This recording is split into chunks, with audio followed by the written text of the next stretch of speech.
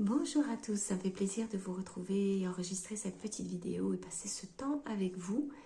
J'aimerais vous raconter comment s'est passé mon entretien avec la personne dont je vous parlais il y a quelques vidéos de ça, la personne qui s'est occupée de ma soeur jumelle et de moi.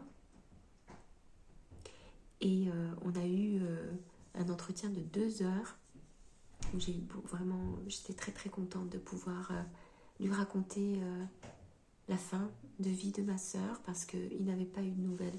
J'avais juste prévenu que ma soeur n'avait pas survécu et puis j'avais pas eu le courage de l'appeler pour lui raconter qu'est-ce qui s'était passé. Alors avant de vous raconter ça, je vous souhaite la bienvenue si vous êtes de passage sur cette chaîne. Vous pouvez vous abonner, rejoindre notre petite communauté. Nous sommes des gens en deuil. J'ai créé cette chaîne vraiment parce que j'ai perdu ma soeur jumelle il y a 6 mois, à peu près 6 mois et demi. Elle est morte du cancer et elle n'a pas survécu à sa métastase. Et ça a duré 4 ans, sa maladie. Et j'étais là avec elle pour essayer de l'aider. Et c'est un peu tout ça que je raconte sur cette chaîne. Alors c'est vrai que ces vidéos, ça va plutôt être comment est-ce que je fais pour survivre maintenant. Et si vous voulez savoir un peu quelle a été notre histoire, brièvement, j'ai fait des vidéos sur d'autres séries que vous pouvez voir sur la chaîne. Voilà, vous êtes encore une fois les bienvenus. Vous pouvez vous abonner et mettre un pouce. Et aussi mettre des commentaires, nous raconter qu'est-ce qui vous arrive, qu'est-ce qui vous est arrivé. Et voilà, j'essaierai de vous répondre du mieux que je peux. Alors, ce rendez-vous, écoutez, c'était une très bonne chose pour moi parce que déjà de pouvoir parler pendant 2 heures, ça fait du bien. Parler de ma sœur, ça fait du bien.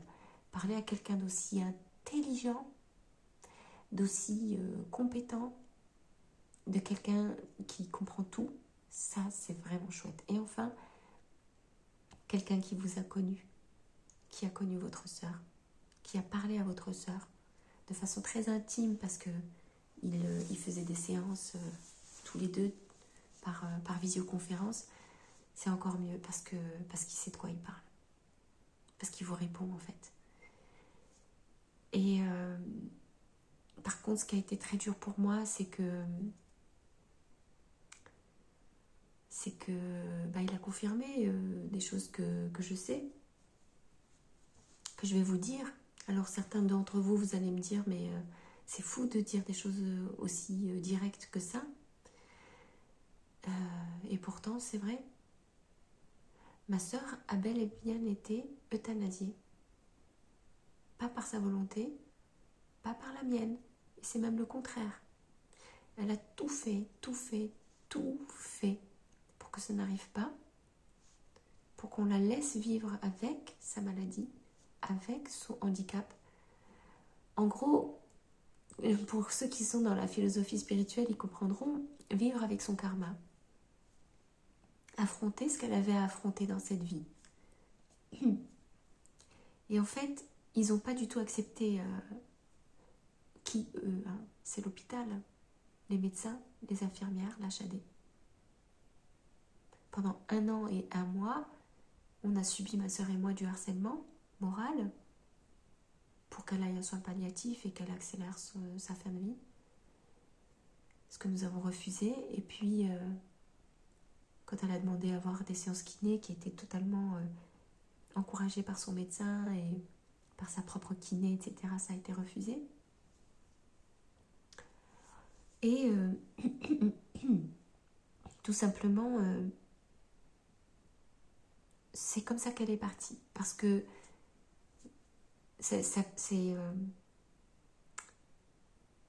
voilà, je fais attention à ce que je dis là parce que j'ai pas envie de me mettre en colère.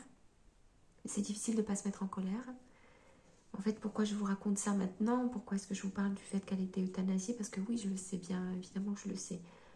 Parce que à partir du moment où on met en place des pompes, avec cette fameuse molécule qui sert à euthanasier en fait, hein. Eux, ils appellent ça un calmant. Ils prennent vraiment les gens pour des cons. Ma soeur savait très bien de quoi il s'agissait. Donc elle me disait, je refuse les pompes, je refuse les pompes. Et 3 jours avant sa mort, évidemment, j'étais... je sais pas encore pourquoi, mais j'ai laissé faire. elle aussi, elle a laissé faire. Je ne sais pas laquelle de nous deux a laissé faire, mais ils ont réussi à s'infiltrer dans une brèche. J'arrivais pas à comprendre, mais d'où venait cette brèche.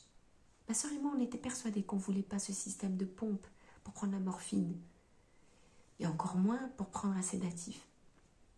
Donc, je me souviens très bien que ce lundi matin, elle avait dit « Je suis d'accord, il me semble, pour prendre la morphine. » Et je me disais « Ça ne lui ressemble pas. » Qu'elle ne voulait pas prendre de pompe. Mais il y a eu, vous savez ce que c'est que le harcèlement des infirmières et des infirmières de l'HAD, les médecins de l'HAD. C'est ignoble, ignoble ce qu'ils font, ignoble. Et elle a fini par accepter. Moi, je ne savais plus. Je me disais, c'est bizarre. Mais je lui faisais confiance parce que ma soeur m'a toujours dit, c'est moi qui prends mes décisions pour moi-même. Et elle, en général, avait toujours une longueur d'avance par rapport à moi. Elle comprenait toujours tout mieux que moi, plus vite. Mais quand même, j'avais un doute. Ce qui m'a paru, évidemment, encore plus terrible, c'est que la même journée, donc ça c'était lundi matin, la Chadé s'est engouffrée dans cette deuxième brèche et a dit, je vais poser une pompe pour la morphine. Pas pour la morphine, pour le sédatif. Moi, je pensais que c'était le même sédatif qu'elle prenait en comprimé, c'est-à-dire un calmant, un vrai calmant. Et bien sûr que non, c'est pas ça qu'ils ont mis. Ils ont mis vraiment la molécule qu'on utilise pour euthanasier les gens. Et j'ai senti là qu'il y avait quelque chose qui commençait à déraper. Mais ma sœur a été sous morphine toute la journée. Elle n'a pas dit non. Et moi, je me suis dit, pas grave, j'ai confiance. Je vais les laisser faire ce truc-là et tout. Et puis, on va en parler tranquillement quand ma sœur et moi, on sera toutes seules et qu'on va pouvoir savoir qu'est-ce qu'elle veut vraiment. Et malheureusement, en fait, c'est à partir de là qu'on a perdu le contrôle toutes les deux. Elle ne savait plus. Elle a commencé à être confuse. C'est de la drogue, hein, ce qu'ils font. Donc finalement, c'était quoi cette fameuse brèche que je ne comprenais pas du début? Pourquoi ce lundi matin, ma soeur a accepté de prendre la morphine? Maintenant, j'ai l'explication. J'ai expliqué donc à la personne à qui j'ai eu cet entretien, avec qui j'ai eu cet entretien, qui a vraiment beaucoup de compétences, comme je vous dis, en médecine, en plein de choses, mais que ma sœur se plaignait depuis un certain temps d'avoir des angoisses d'étouffement, qu'elle avait peur de s'étouffer en avalant, que donc elle prenait ses comprimés et que de plus en plus elle avait peur. Et je me souviens que l'infirmière n'arrêtait pas d'activer sur cette peur pour que ma sœur lui fasse confiance et que ma sœur accepte de prendre des pompes à morphine. Et elle s'est même mise en furie contre ma sœur quand elle a vu qu'une fois, ma sœur n'avait pas pris, je ne sais pas si c'était la morphine ou si c'était le calmant, en disant oh, mais ça va plus du tout, vous savez plus ce que vous faites, il faut qu'on fasse ça de façon automatique pour que vous ne soyez pas sujette aux crises d'angoisse, etc. Sur le moment, vous savez, quand vous êtes au bout de votre vie, vous avez envie de faire confiance à quelqu'un. Moi aussi, j'avais envie de faire confiance à cette infirmière. J'en ai marre de me battre. J'ai juste envie d'avoir confiance. Vous dire que la personne, elle cherche pas à vous tuer, quoi. Elle cherche à vous garder en vie. C'est pas ça. C'est le contraire. Tous les jours, vous voyez cette personne-là à la maison, tous les jours. Et vous pensez que vous pouvez avoir confiance et en fait, non. Et donc, je dis ça et lui, il me répond, ça ressemble grandement à ce qu'on appelle, au produit qu'on met pour préparer à l'euthanasie.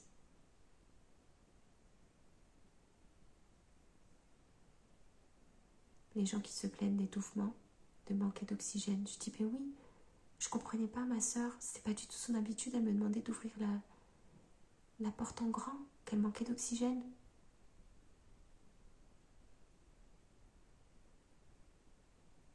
Elle laissait toujours la fenêtre ouverte, tout le temps, même quand il faisait très froid, on était en décembre. Elle avait toujours cette sensation d'étouffer. C'est quelque chose qu'elle n'avait pas avant.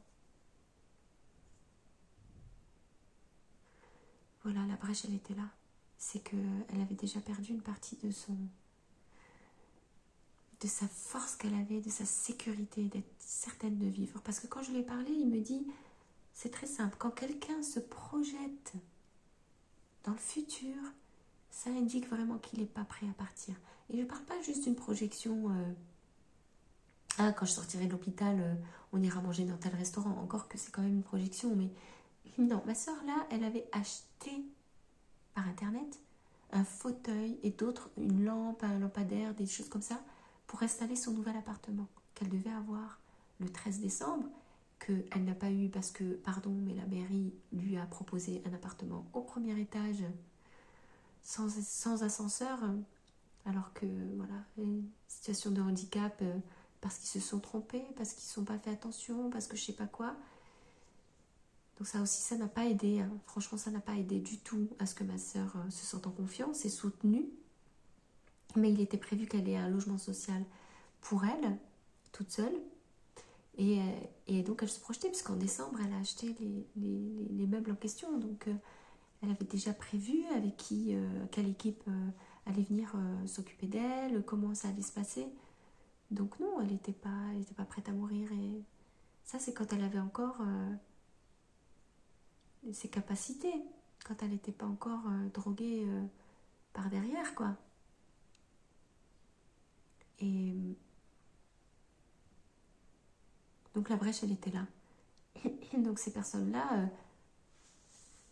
et je vous parle même pas, en fait, si, je vais vous le dire, moi, ce qui me remonte en ce moment, pourquoi j'arrête pas de pleurer, c'est quand elle était dans les soins palliatifs, elle était torturée, en fait. C'est pas officiel, hein, ce que je vous dis. Là, on vous dira pas ça, hein. Parce que, encore une fois, le discours officiel, c'est une personne dans cet état, c'est inhumain de la laisser vivre. Donc, en gros, ça veut dire, il faut la tuer. Comme ça se fait pas de dire, on va la tuer, on va utiliser le mot euthanasier. Mais c'est un assassinat. Parce que la personne, elle demande à vivre. Elle te dit, je suis au courant de ce que j'ai, je suis au courant de mes douleurs, je suis au courant des solutions que vous me proposez, et malgré tout ça, je vous dis que je veux continuer à vivre. J'ai ma soeur jumelle avec moi, j'ai ma famille, j'ai ma propre volonté, j'ai mon propre protocole, parce que vous vous doutez bien que ma soeur suivait un protocole naturel, puisque la médecine conventionnelle n'a rien à proposer pour quelqu'un qui a des métastases, hein, une métastase osseuse. Donc, de toute façon, il n'y a rien qu'ils peuvent faire et je ne les condamne pas. Hein. C'est juste une évidence. Ils n'ont pas la possibilité de sauver quelqu'un qui a des métastases. Je parle vraiment définitivement parce que parfois, ils arrivent à prolonger la durée de vie de quelqu'un et puis c'est juste prolonger. C'est pas ce qu'on appelle guérir. Donc, il est évident qu'on va aller chercher d'autres médecines qui proposent vraiment des guérisons. Donc, ça c'était évidemment très très mal vu. Donc, quand elle est arrivée aux soins palliatifs, parce qu'elle n'avait rien à faire aux soins palliatifs, parce qu'elle ne voulait pas aller aux soins palliatifs, mais elle a été obligée d'y aller. Quand elle s'est retrouvée là-bas, elle devait rester 2 semaines. Elle est restée, moi je dis, incarcérée pendant 2 mois, parce qu'elle n'avait pas le droit de sortir. Pour pouvoir la ramener à la maison, il a fallu qu'on accepte de force l'achader, alors que nous ne voulions pas l'achader à la maison. Elle n'avait pas le choix. Si elle devait rentrer chez elle, elle voulait, la médecin des soins palliatifs refusait de la laisser rentrer chez elle, alors qu'elle s'était engagée à ne la garder que 2 semaines. Il a fallu se battre pour lui permettre de rentrer à la maison. Et pour y arriver, on a été obligé de prendre l'achadé. Et l'achadé, c'était quoi? C'était l'euthanasie à la maison. On savait toutes les deux, ma soeur et moi, qu'il y avait anguille sous roche. On voulait pas, mais on n'avait pas le choix. C'était soit l'euthanasie aux soins palliatifs, soit elle rentrait à la maison, on avait une chance, on espérait pouvoir la sauver. Et on a raté.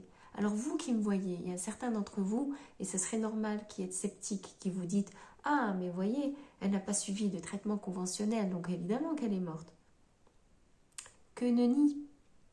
Elle n'est pas morte à cause de ça. Elle n'est pas morte à cause du cancer. Elle est morte euthanasiée. Et quand je vous dis ce qui a préparer aussi en amont la faiblesse dans laquelle elle s'est retrouvée en décembre. C'est pendant les 2 mois où elle a été incarcérée en soins palliatifs. Elle est rentrée dans une très très grosse dénutrition parce que c'est plus moi qui m'occupais de lui fournir les repas. En fait, elle était à l'hôpital, donc en soins palliatifs, et donc elle avait une nourriture qui vous prépare à la mort. Rien de nutritif là-dedans, rien du tout. Et quand petit à petit elle a commencé vraiment à avoir une dénutrition sévère, elle était déjà commencée la dénutrition évidemment, parce qu'elle était dans un état de cancer, voilà, au niveau de la métastase, très très active. Donc on va pas mettre ça quand même sur le dos de l'hôpital, ça n'a rien à voir. Mais il y a eu ça, la dénutrition, aucune réaction de la part du médecin. Et ensuite, elle a commencé à avoir des problèmes de déshydratation sévère. Et à un moment donné, je vais parler aux infirmières. Il y a une partie d'entre elles, c'est même pas la peine de leur parler. Elles sont complètement lobotomisées du cerveau. Sont même plus humaines en fait. Plus du tout. Et il y en a qui, heureusement, sont tout à fait intègres.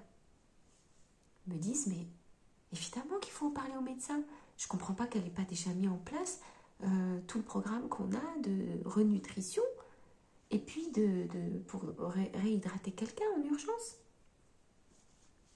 Moi, je me dis, ouf. Donc, je vais pouvoir parler au médecin. Et puis, vu que l'infirmière ou les 2-3 infirmières à qui j'ai parlé ont compris, il est évident que la médecin va comprendre encore mieux. C'est la médecin, normalement. Non. La médecin m'a dit non.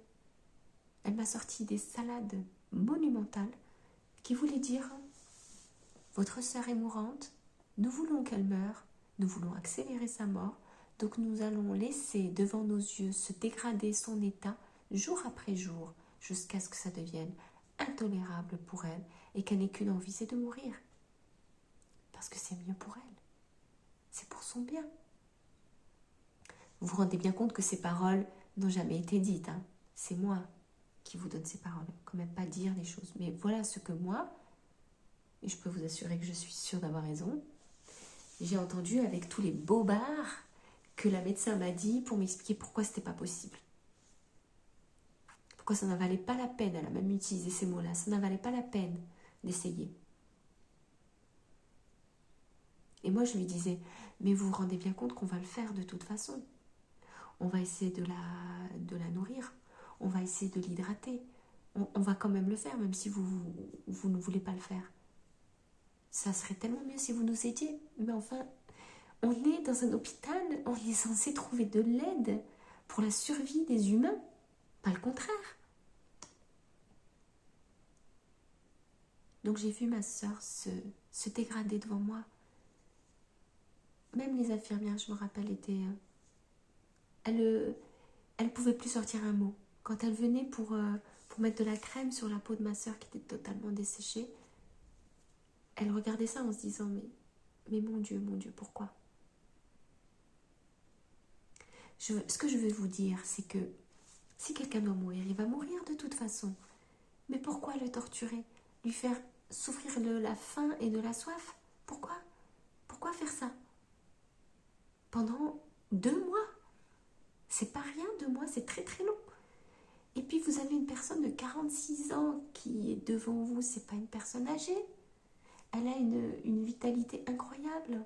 Comme je le disais dans d'autres vidéos, son médecin traitant disait, au tout début de son cancer, vous avez une tumeur au sein qui est toute petite. D'ailleurs, au départ, elle était considérée comme une précancéreuse. Et vous avez une métastase osseuse localisée qui ne s'est pas propagée au niveau de l'os de la hanche. À côté de ça, vous êtes en très bonne santé. Et c'est pas une blague. C'est que ses taux sanguins étaient excellents. Donc elle avait, en plus elle est hyper entraînée en yoga. Elle avait une souplesse, tout ça on l'a vu. On l'a vu quand la kiné a voulu s'occuper de ses jambes, tout, elle répondait merveilleusement à tous les traitements. Parce que son corps était déjà en très bonne santé. C'est ça que la médecin ne voulait même pas comprendre. C'est que vous ne pouvez pas éteindre la vie humaine de quelqu'un qui est dans cet état de vie. Elle est juste restée sur l'idée qu'elle a un cancer avec une métastase. Oui, mais regardez qui vous avez en face de vous, quoi. Regardez la force de vie que vous avez. La personne, elle est déterminée, elle vous parle, elle travaille. Ma soeur continuait de travailler, même dans son état. Mais regardez ce que vous avez en face de vous. Et là, si vous vous amusez à vouloir accélérer la fin de vie de quelqu'un comme ça, vous êtes juste en train de le torturer. Et donc, c'est ce qu'elle a fait. Donc voilà, voilà la vérité de l'histoire. Vous comprenez maintenant pourquoi je suis dans cet état, cette énorme fatigue, ces traumatismes que j'ai, ce besoin de ne pas m'en souvenir, c'est parce que c'est trop horrible. Et moi, dans tout ça, je regardais avec les yeux écarquillés. Si vous saviez comment j'étais en colère. Si j'avais enregistré des vidéos à cette époque-là, je pense que vous m'auriez vu hurler tout le temps, tout le temps, tout le temps, d'hystérie, de colère, d'angoisse, de frustration, d'impuissance, de rage. Parce que je voyais tout ce qui était en train de se mettre en place. Et ma soeur, elle le voyait aussi. Et toutes les deux, on était tellement solidaires. Alors oui, il y a beaucoup de choses que je n'ai pas fait comme elle voulait. Parce que là, dites-vous bien que je suis là, mais elle est là juste à côté de moi. Donc elle a aussi son mot à dire. Et elle vous dirait non, non, non, non, non. Là, Kenza, elle a été super chiante. Hein, parce qu'il y a plein de choses que je lui disais de faire, elle ne voulait pas le faire. Puis là, elle vous raconte sa version des choses, mais vous ne m'entendez pas, moi, ce que je vous dis, parce que ça ne s'est pas passé comme ça. Oui, je sais bien, mais toutes les deux quand même, on a fait une équipe. On a fait une équipe. Et je peux vous dire que la force d'une équipe de jumelles, ben, c'est pas rien. Mais on a quand même échoué.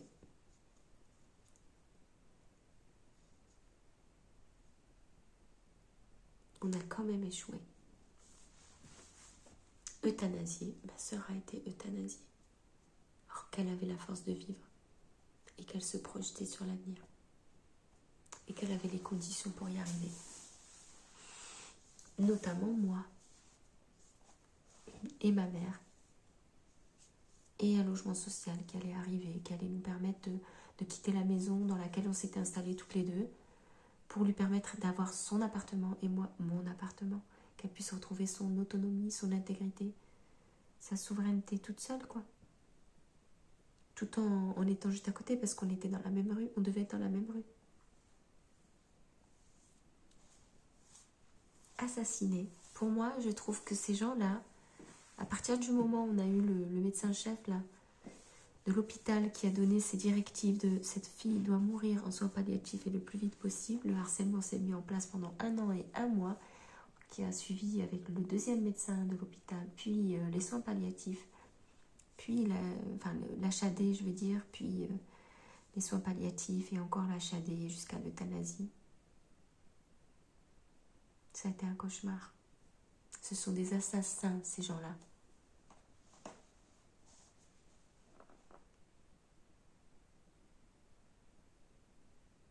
J'espère que vous avez une meilleure expérience que moi. Parce que tout le monde, évidemment, n'est pas comme ça. Parce que tout n'est pas à jeter, que tout n'est pas à mettre dans le même bateau, que heureusement, sur cette terre, il y a de tout. Il y a du meilleur comme du pire. J'espère que vous êtes tombés sur le meilleur. Racontez-moi ça, si vous avez des belles expériences. Racontez-moi aussi si vous en avez des mauvaises. En attendant, je vais essayer de faire le deuil. Donc moi, quand j'ai parlé encore une fois avec ce thérapeute, il m'a donné le conseil de ne pas trop traîner dans les affaires, dans les souvenirs des lieux où j'ai habité avec ma soeur, parce que ça va me tirer vers la tristesse et vers le bas. Ça ne va pas me permettre de recréer ma vie maintenant. Donc, il n'avait pas de solution, mais il m'a dit qu'il était disponible pour qu'on se voit de temps en temps par visioconférence pour faire des suites d'entretien. Alors, j'ai malheureusement pas les capacités financières pour le faire, mais j'ai apprécié qu'il me le propose parce que je sais que c'est quelqu'un d'extrêmement occupé.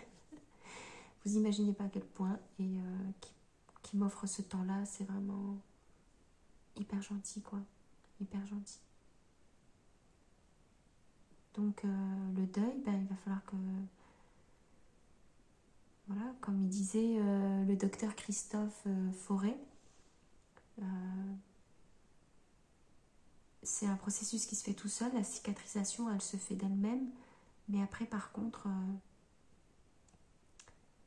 c'est... en fait, ma vie s'est arrêtée complètement. Mais je comprends seulement maintenant, quand on est en deuil, c'est que quand ma soeur est morte, en fait, je suis morte aussi. Ce que nous étions est mort. Toutes les deux, nous sommes mortes. Et là, maintenant, en fait, ce qu'il y a, c'est qu'elle, elle vit, mais dans une autre dimension. Voilà, un truc que je connais pas. Et moi, je vis dans cette dimension qu'on connaît, sans elle. Avec tout ce passé. Donc là, il va falloir que je me réinvente, que je réinvente une vie, que je redémarre de zéro. Je n'ai pas du tout la force ni l'envie en plus, hein, aucune envie. Donc j'avais pas compris qu'en fait la vie s'arrêtait complètement. Il faut arrêter de croire que c'est une continuité.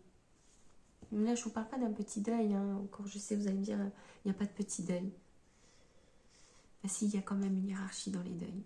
Dans sa propre vie, on a différents deuils. Et ben, il y a une hiérarchie dans ces deuils-là.